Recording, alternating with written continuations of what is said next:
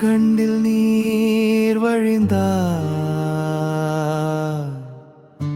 என் நெஞ்சில் உதிரம் கொட்டுதடி. நீ துன்பத்தில் மூழ்கினாலே என் உயிர்தானே நொறுங்குதடி.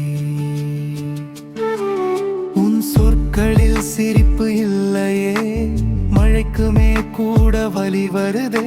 நீ தூரமான பாதையில் போயிட்டே, என் காலடிகள் நின்று போகுதே.